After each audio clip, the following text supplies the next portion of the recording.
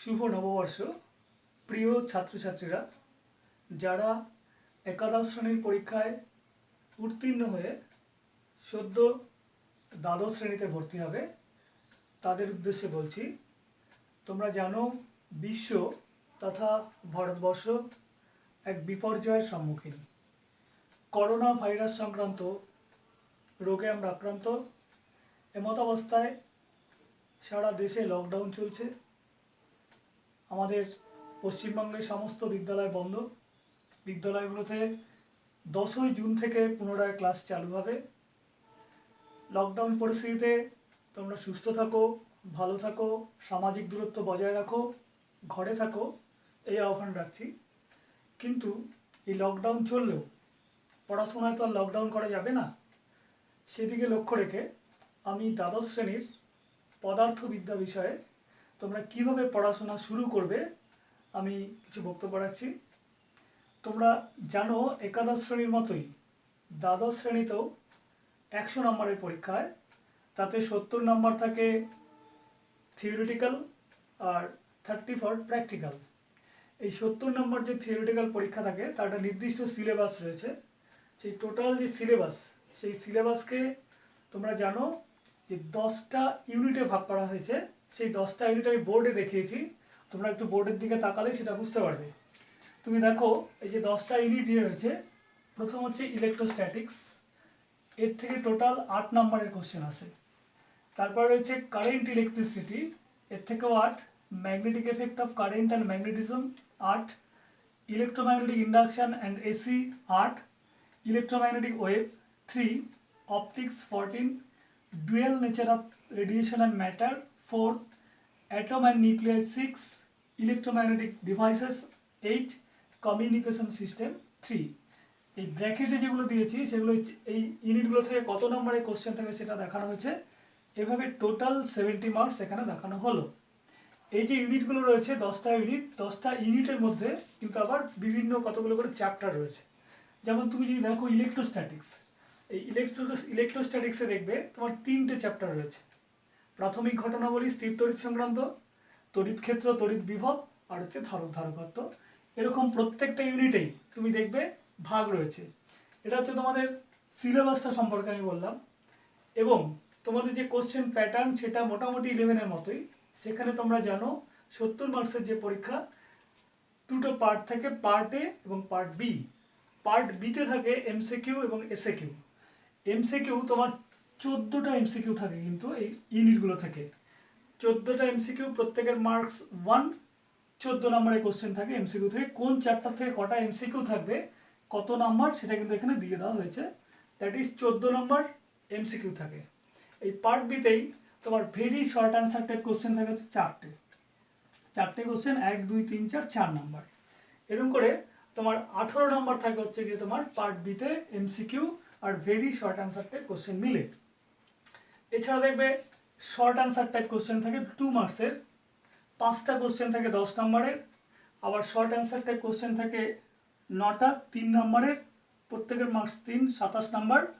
আর long answer type question প্রত্যেকের marks হচ্ছে 5। এরকম কোশ্চেন থাকে 5টা 15 নম্বর। মনে রাখবে এই যে তোমার 5 নাম্বার, কোনো কোনো কোশ্চেন দেখা যাচ্ছে 3 মার্কসের কোশ্চেন, এগুলো কিন্তু পুরোপুরি যে একদম 3 মার্কসের কোশ্চেন তা নয়, কিন্তু 3কে কিন্তু ভাগ করা থাকে 1 + 1 + 1, 2 + 1, 5কেও ভাগ করা থাকে।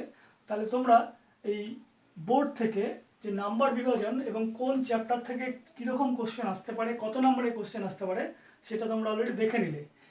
এই বিষয়টাকে লক্ষ্য রেখে তোমরা কিন্তু তোমাদের যে সিলেবাস রয়েছে সেই সিলেবাসের অন্তর্গত যে চ্যাপ্টারগুলো, সেই চ্যাপ্টারগুলো কিন্তু পড়া শুরু করবে।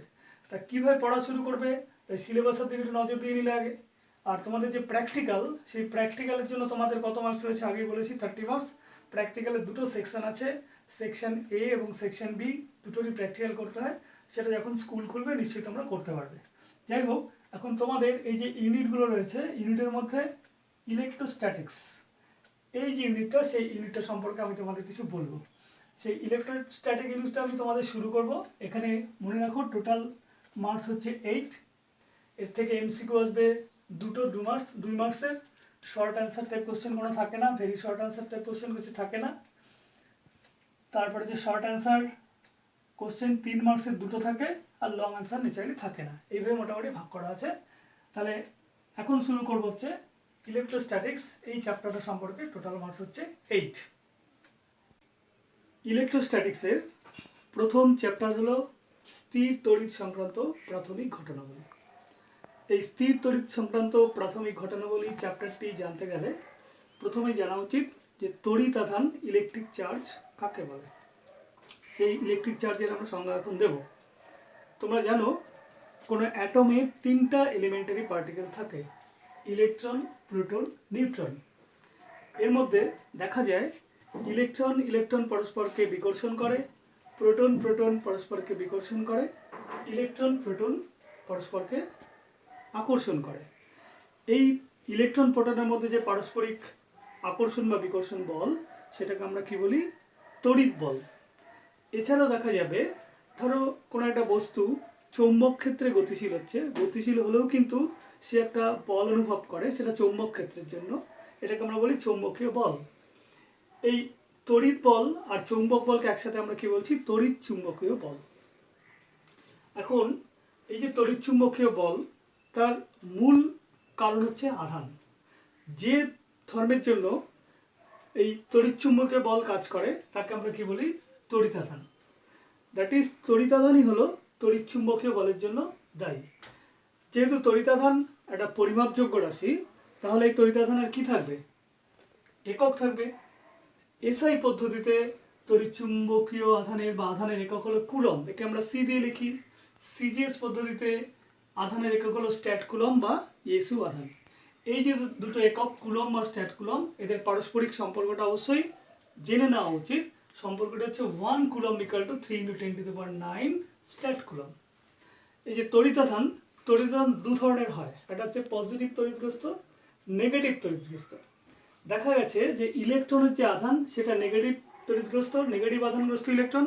প্রোটন হচ্ছে গিয়ে পজিটিভ তড়িৎগ্রস্ত আর নিউট্রন হচ্ছে গিয়ে নিস্তড়িৎ।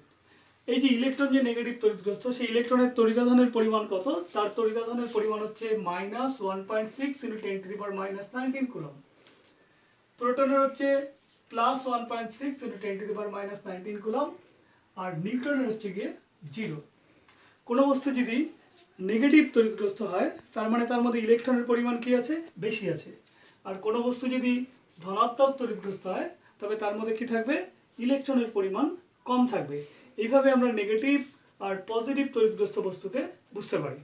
এখন অনেক সময় কোশ্চেন থাকে, এই যে 1 কুলম আধান, সেই 1 কুলম আধানে ইলেকট্রনের সংখ্যা কত?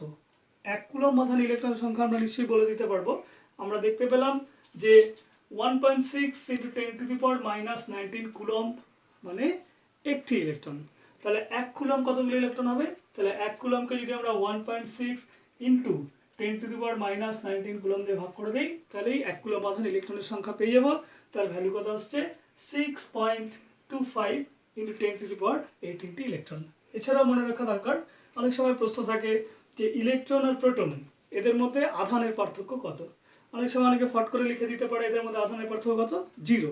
কিন্তু 0 না, এদের মধ্যে আধানের পার্থক্যটা কত হবে? ডেল্টা কিউ ইকুয়াল টু কত হচ্ছে?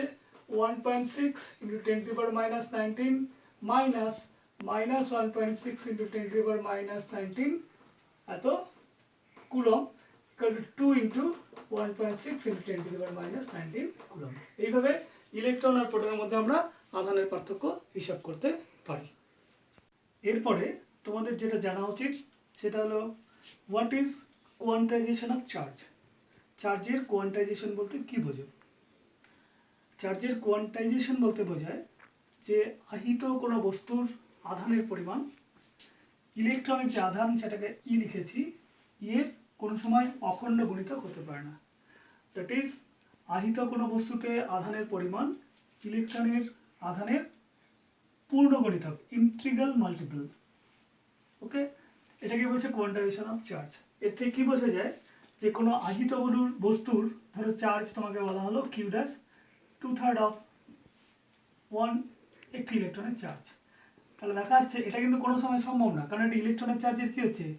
পূর্ণ গুণিতক নয়। কোনো বস্তুতে ইলেকট্রনের চার্জের সবসময় পূর্ণ গুণিতকে আধান থাকবে। যেহেতু এটা পূর্ণ গুণিতক নয়, তাহলে কোনো বস্তুতে আধানের পরিমাণ এরকম হওয়া সম্ভব নয়। তাহলে কোয়ান্টাইজেশন অফ চার্জ হচ্ছে কোনো আহিত বস্তুতে মোট আধান, আধানের পরিমাণ ইলেকট্রনের যে মোট আধান তার পূর্ণগুণিতকে থাকে। এরপর তোমাদের জানা উচিত যে পরিবাহী কন্ডাক্টর, অন্তরক ইনসুলেটর আর অর্ধপরিবাহী সেমিকন্ডাক্টর কাকে বলে। এই পরিবাহী, অন্তরক আর অর্ধপরিবাহী এই তিনটে বিষয় সম্পর্কে জানতে গেলে তোমাদের দুটো থিওরি মোটামুটি আগে জেনে নেওয়া উচিত। থিওরিগুলো কি? এক নম্বর হচ্ছে তোমার ফ্রি ইলেকট্রন থিওরি, দু নম্বর হচ্ছে গিয়ে পটিতত্ত্ব, ব্যান্ড থিওরি। তোমার কী কী থিওরির কথা বললাম? দুটো থিওরির কথা বললাম। এক নম্বর হচ্ছে ফ্রি ইলেকট্রন থিওরি। এই ফ্রি ইলেকট্রন থিওরিতে কী বলেছে একটু দেখে নেওয়া যাক। ফ্রি ইলেকট্রন থিওরি এটা হচ্ছে তোমার কি free electron theory. Free electron থিওরিতে দেখো, ধরো এটা আমি কি নিচ্ছি, এটা পদার্থ নিচ্ছি, এর মধ্যে কতগুলো অ্যাটম কনসিডার করছি আমি। এগুলো হচ্ছে কি ডিফারেন্ট অ্যাটম, এগুলো হচ্ছে সব অ্যাটম, এগুলো হচ্ছে অ্যাটমের পজিটিভ নিউক্লিয়াস, পজিটিভ নিউক্লিয়াস, আর এগুলো হচ্ছে আউটার মোস্ট অরবিটের একটা করে ইলেকট্রন, সর্ববহিঃস্থ কক্ষের ইলেকট্রন। কিন্তু মনে রাখবে এই যে সর্ববহিঃস্থ কক্ষের ইলেকট্রনগুলোকে আমরা কি বলি? ভ্যালেন্সি ইলেকট্রন বলি, কিন্তু যোজ্যতা ইলেকট্রন বলি। এগুলো পরমাণু নিউক্লিয়াসের সাথে কি থাকে? খুব লুজলি বাউন্ড থাকে। কোনো একটা অ্যাটমের সাথে রিলেটেড যে ইলেকট্রনটা, সেই ইলেকট্রনটার কাছে এই অ্যাটমটাকে বলে তার প্যারেন্ট নিউক্লিয়াস। এই প্যারেন্ট নিউক্লিয়াস কী করবে? এই ইলেকট্রনটাকে তার কেন্দ্রের দিকে আকর্ষণ করবে। অ্যাট দ্য সেম টাইম এই পাশের যে তোমার নিউক্লিয়াসগুলো রয়েছে, সেই নিউক্লিয়াসগুলোকে আমরা কি বলি?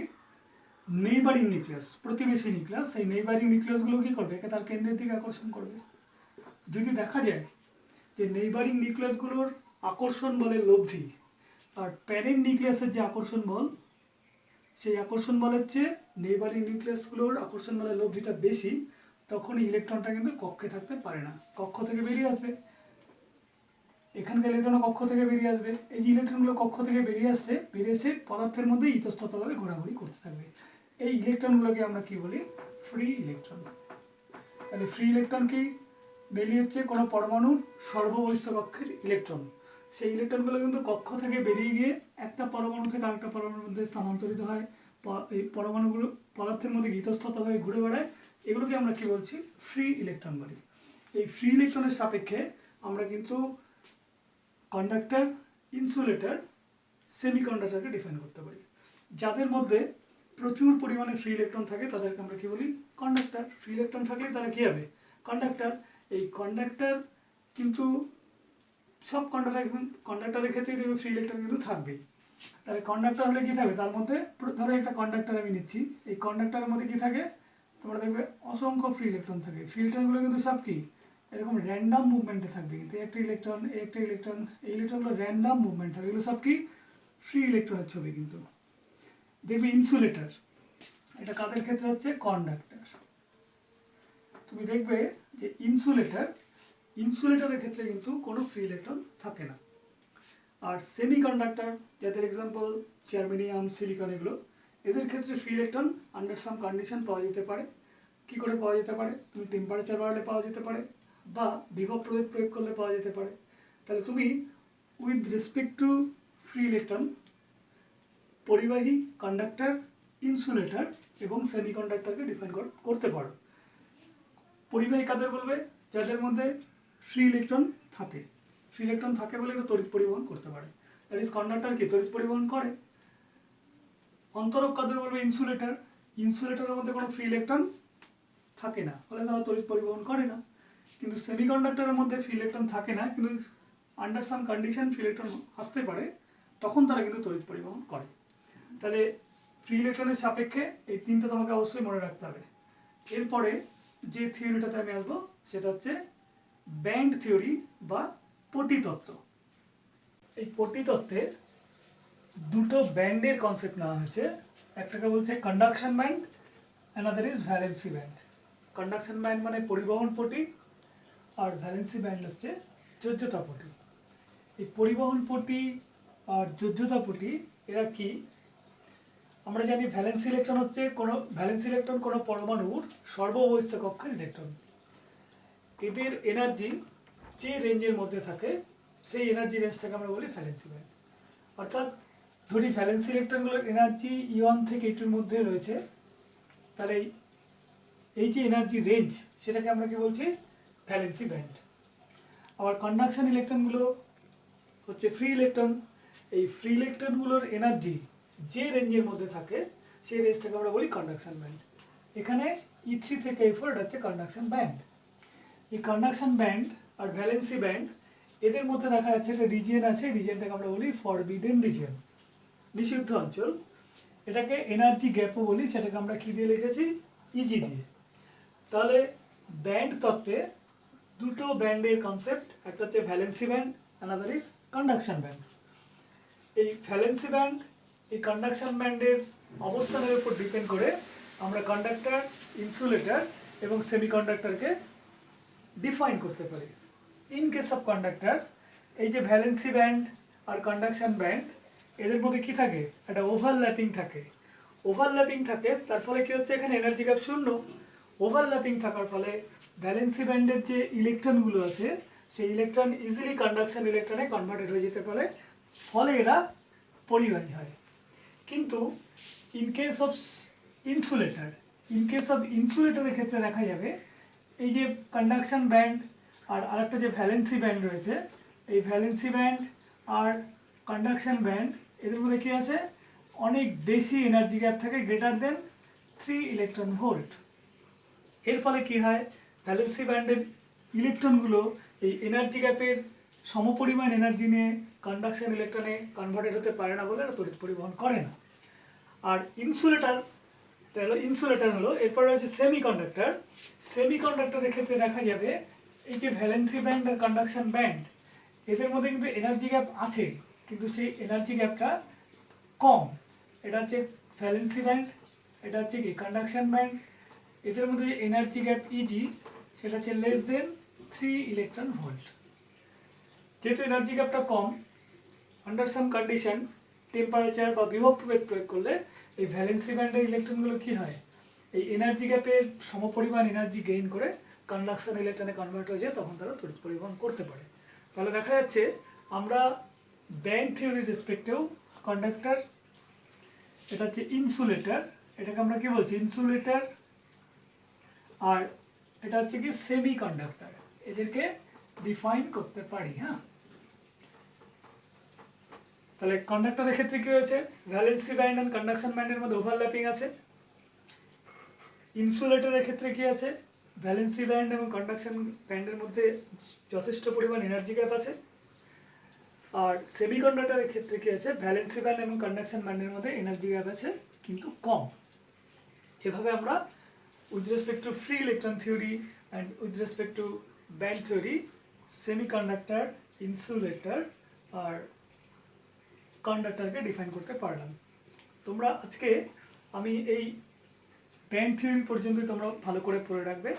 এছাড়া মনে রাখবে এই যে প্রথম যে চ্যাপ্টারটা রয়েছে স্থির তড়িৎ সংক্রান্ত আরও কিছু প্রাথমিক ঘটনাবলী এখানে রয়েছে, যেমন তড়িতাবেশ কাকে বলে, কোনো পরিবাহীর পৃষ্ঠে আধান কীভাবে বণ্টিত হয়, সূচিমুখের তড়িৎকরণ কী, বজ্র নিবারক কী, এগুলো খুব সোজা জিনিস, একটু নিজেরা বই থেকে পড়ে নেবে।